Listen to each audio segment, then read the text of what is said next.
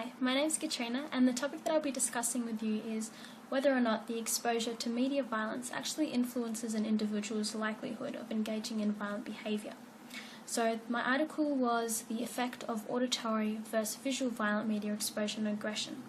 And basically what this article looks at is it looks at music, and it looks at the role of song lyrics, video clips, as well as the actual music tone. So the other two articles that I looked at is on video games and on movies. I thought this was really interesting to do mine on music because, you know, with movies, you have it right in front of you, you're looking at it, you see the imagery, it is very violent, it is very grotesque. With video games, you know, you're no longer a bystander, you're actually the one inflicting the pain, you're actually the one who's taking control. So I thought it would be interesting to look at music, how much is actually absorbed. Why I chose this one in particular was actually because as I was reading it, I was skimming through and it said something about spicy sauce, and I was like, spicy sauce? What does this have anything to do with music or aggressive behaviour? Basically, there's a method which they use, and it's called the chili sauce padgram. I'll be using these two phrases, chili sauce and spicy sauce, interchangeably, but essentially they mean the same thing. So basically what happens is, I was reading through, comes up with spicy sauce. I'm like, what is this? I was like, there's no way you can measure how aggressive or how hostile an individual is based on spicy sauce. Kept reading through, it kept coming up, so I decided to look it up. I looked it up, apparently it's a real thing. So basically, they use spicy sauce as a way of inflicting pain on others, so it's almost like an electric shock. So basically, the more spicy sauce you put on, which will be further explained in the experiment when I get to the method, but the more spicy sauce you put on, the more pain you inflict on someone, and thus making you more hostile. So I thought that was really interesting. The rationale of this experiment was actually to identify the effects on music, in particular aggressive lyrics, tones, as well as the video.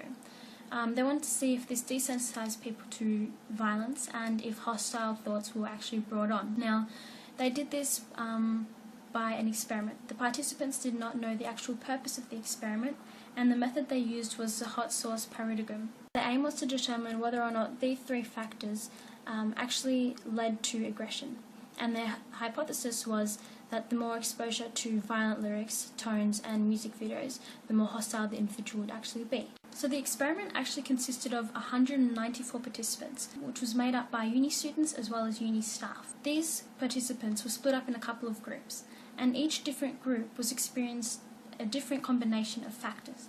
Now, the factors were made in all possible combinations, and it was a combination of whether or not lyrics were available, whether it was just the tone, the music, or whether a video clip was incorporated. So, for example, you could have a combination of music, no lyrics, and a video clip. Or you could have a combination of no lyrics with the video clip with music. So all these factors were interchangeable. Now, our subjects thought that they were there for taste testing. So essentially they were given spicy food and they were left alone after they ate it for about a minute. In the background they had the media manipulation. However, they were not aware that this was actually what they were being used for. So someone else comes back and says that you have to basically try and replicate the amount of chili sauce that was put on yours. And basically what we're going to do is we're going to give it to an unmet participant, and they strongly dislike spicy sauce and they have to eat all of it. So they'd put it in a little container, and from that the amount of spicy sauce that they actually put in there was measured. Our results partially supported our hypothesis in the sense that those that were exposed to the violent lyrics actually put a significant more amount of spicy sauce as opposed to those that weren't exposed to the lyrics. So that was the first thing that we found. The second thing that we found was the video clip actually made little difference regarding to the amount of spicy sauce or chili sauce that was used. And the third thing was that the relationship between the video clip and the lyrics was actually not significant at all. So what does this mean? Basically, lyrics had the most effect on our participants, which was very surprising because I would have thought that the visual aspect and the actual violent imagery that was being displayed on the screen would have a much higher effect. Why would I think this? Quite simply because there's been so much research done on,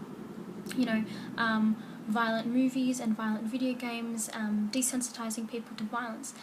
Thus, you would have thought that the combination of the violent lyrics as well as violent video clip and the imagery would have made a difference and would have desensitized individuals to violence, as well as made them more aggressive, made them more hostile. But that was not shown in the results, so that was surprising. Okay, so the biggest limitation with this probably be the age. The mean age was around 20.7, which is quite young. However, the time an individual is 20, they're not as easily influenced and they're not as easily manipulated. So in future reference and in future studies, I would definitely incorporate a lot more age groups. Definitely it'd be interesting to see how children would respond to this and react to this, because they are much more easily manipulated. I guess their brains are more moldable and more fragile and more sensitive as opposed to a fully grown adult. So I think that would be interesting to see. Some of the critiques I have about this, first of all, the media manipulation, it wasn't really like, oh bang, like here it is. It was kind of just like, here we are eating spicy sauce, eating chili, whatever, and then let's have a break for 2 minutes, and it's kind of going on in the background. So, the amount of attention being paid by each individual would really be, quite different. If an individual had something on their mind, if they were thinking about something else, if they're excited about the next food, they wouldn't really be paying attention to the media. It is definitely goes back to subconscious, and how much they absorb subconsciously. But at the same time, if their mind is preoccupied in something else, I think that that would it kind of really defeats the whole purpose, because the experiment isn't going to work if they don't pay attention to the media that they're being presented with. Another thing that I think is important to take into consideration is an individual's personality. So you've got individuals that are naturally more aggressive, you've got individuals that are naturally more hostile, you've got individuals that are naturally more nice and compassionate and caring. So, if they were a caring person and they did see that the new participant that they're going to put spicy sauce on strongly dislikes spicy sauce, they'd probably be a bit more lenient towards not putting as much spicy sauce on, as opposed to someone who is very just aggressive in nature. They might not be as compassionate as a nice person. Again, taking into consideration that some people do have a higher predisposition to being hostile, some people do have a higher predisposition to being aggressive. So that's another thing to be taken in consideration. As well, an individual's gender. So you'd imagine that males would be more violent. Why? Simply because they have more testosterone. So with the kind of violent music in the background, and the violent imagery or whatever it is that they're being presented with, that's going to have a greater impact on them as opposed to if they were female. Instead of taking male and female together as a group, I think they should have had males and females separately to identify, because the females could have kind of balanced it out. So if we had the males putting a lot and the females not putting that much, it kind of balances out. I think definitely by having males and females in different categories, both experiencing the same circumstances, both experiencing different combinations, etc., etc., you'd have a much more accurate result, as opposed to, because I really do feel like the females kind of average everything out a little bit more, just because they don't have as much testosterone. Now, the third thing that I would like to bring up is the actual lyrics and the vivid imagery, or the video clips. We weren't really told what they were about. Now, are they about hate? Are they about violence? Are they about aggression? We're not really too sure. I guess the question that we have to be asking is, what feelings are they going to be aroused? So, a song might bring up a memory, it might bring up associations.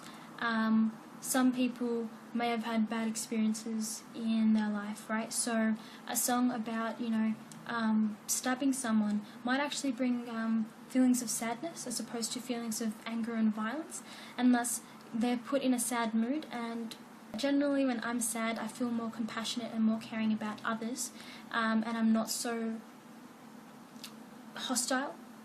So I guess for me, I wouldn't have put as much spicy sauce. I'd kind of be in a sad kind of mood, remembering my friend that, was stabbed or something, and, kind of let's not be so tough on this guy, I'm just going to put a little bit less of spicy sauce, as opposed to, being very hostile.